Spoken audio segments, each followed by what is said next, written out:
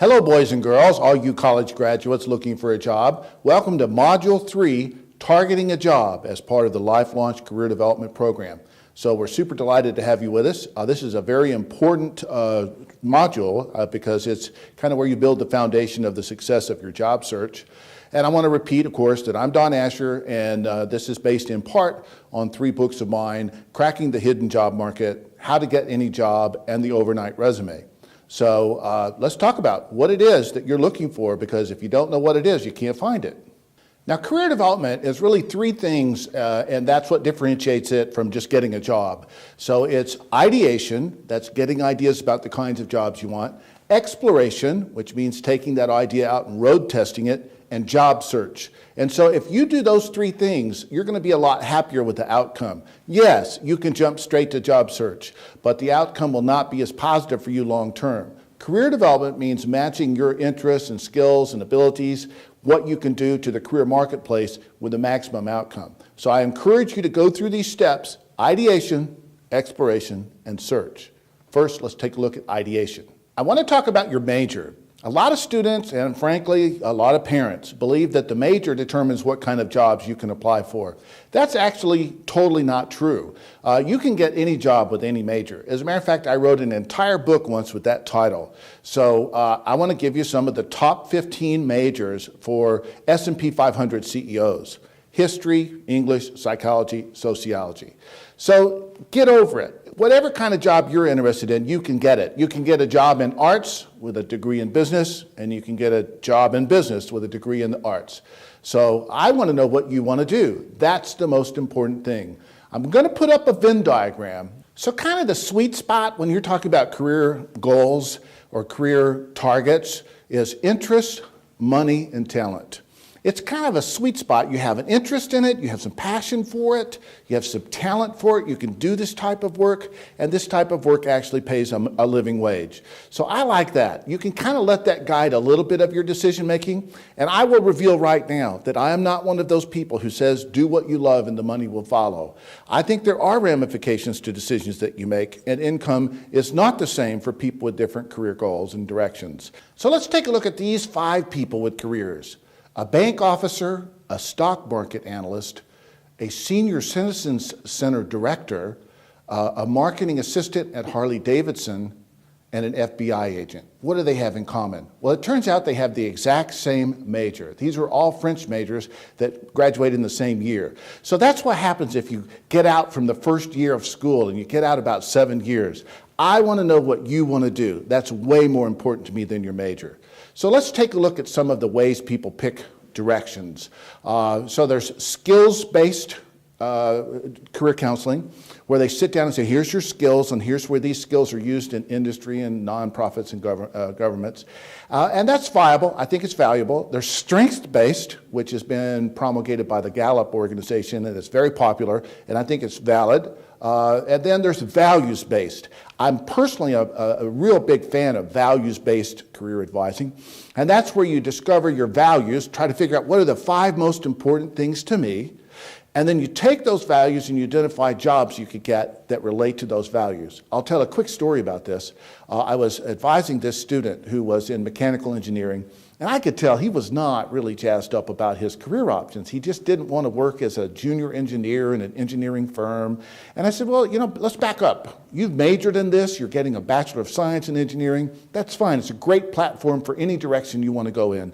So let's talk about what you care about. And so he started talking about what he cared about. And it turns out he really cared about veterans. And he cared about the fact that his older brother had come back from Iraq or Afghanistan, and he had lost a limb. And so he said he was interested in, prosthetics. And I said, well, do you think mechanical engineering could apply to prosthetics? And he said, I guess it could. And so he got super excited by this. That's an example of interest, passion, and money, because I think that student is doing fantastically. He went in that direction instead of being a junior engineer designing, I don't know what, washers and little gears. So that's an example of following your heart in a direction that will work out.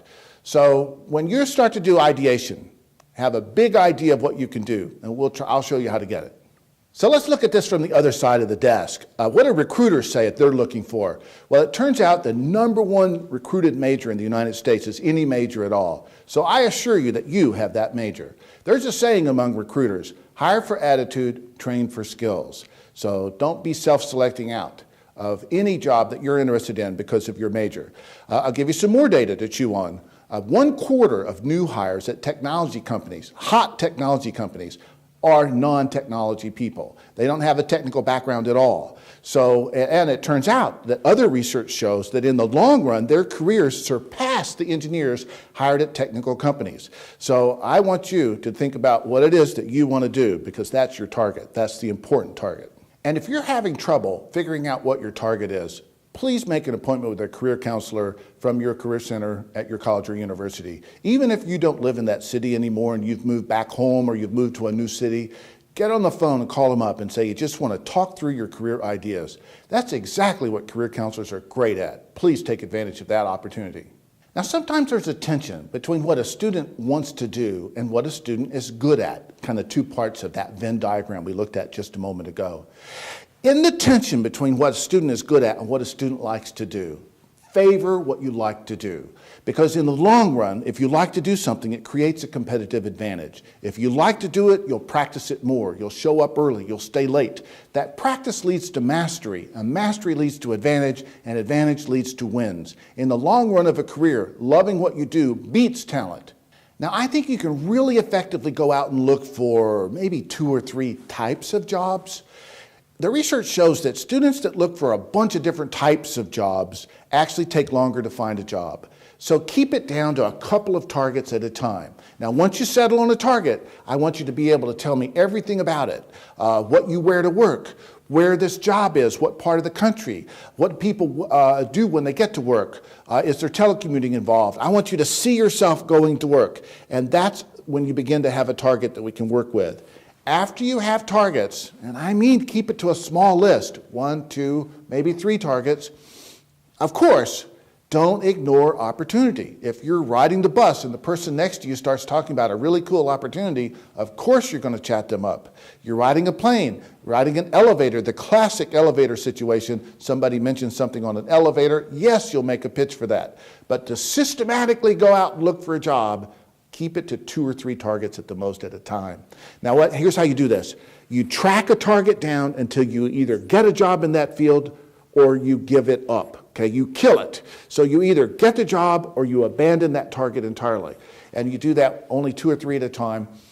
So let's take a look at how that would look. So I had a recent college grad that came to me. I don't even remember her major, so it doesn't matter. And she said she wanted to work with animals. I said, great, let's get you a job with animals. So she said, how do you do this? I said, well, the simple rule is to identify a job target, find people that are doing that job right now, and talk to them. By the way, this rule is repeat until retired. This rule is the same whether you're a CEO or a recent college graduate. Identify a job, find someone doing that job right now, talk to them. That's the formula. So we sent her out to talk to people who work with animals, and she came back in about 3 weeks and said, I don't want to work with animals anymore. I said, why? She said, because I went out and talked to people, and you can be a technician, like at a veterinary place or a wildlife sanctuary, and that pays pretty close to minimum wage. And then from there, you jump all the way to scientist or vet. And she said, that's like years and years of education that I don't want to pursue right now. So she said, I'm going to set that target aside. It's not viable to me. Now, it might be viable for you. This was her experience. But that's exactly how you explore an idea. So I'll give you another one.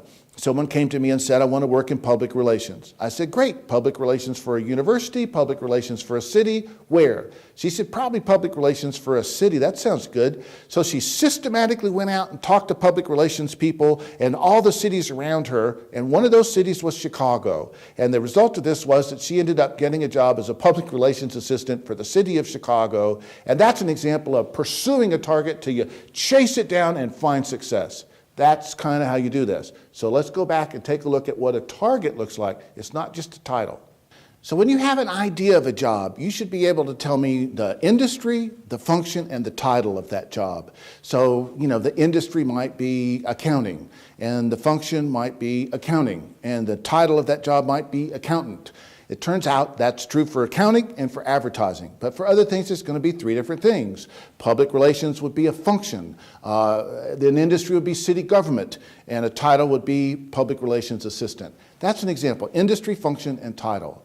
And I want you to fill this out. Nobody wants to help this student. You tell somebody, what do you want? I don't know, a green job, something to do with the environment. Wow, I got to tell you, people are not going to be impressed by that. And lots of grads do that. They kind of feel like they can let their guard down. Don't be like that. Be highly specific. Say, I'm interested in a job in industrial level recycling of post-career consumer goods and global trade in such materials at the container level. Now, that's a really clear picture. And when you say something like that, people will help you. Specificity is your friend. It doesn't mean you can't be flexible. So you start out talking about post-consumer electronics recycling, and the next thing you know, somebody's talking about green roof design. Yeah, you can be flexible, but being specific shows that you're not a newbie and that you've thought about this a little bit. It's a more sophisticated way to enter into these conversations. So now you've got this handful of ideas that you're going to explore, so you need leads. Now let's talk about what a lead is. A lead is a company that can hire you, nonprofit or government, doesn't matter what the organization is. But a lead is a little bit more complicated than that. A lead is a person, it's a list of people, it's a rumor, it's a job posting. A lead is also your alumni association. Every single person in it is a lead. So you need 100 leads at all times as you run your job search. Now that you've got a target, you need to build 100 iterations of places that could hire you into that type of position. So how do you get that? I'm going to recommend Hoovers.com. Almost every career center in the United States subscribes to Hoovers.com, and you can also do it individually if you need to.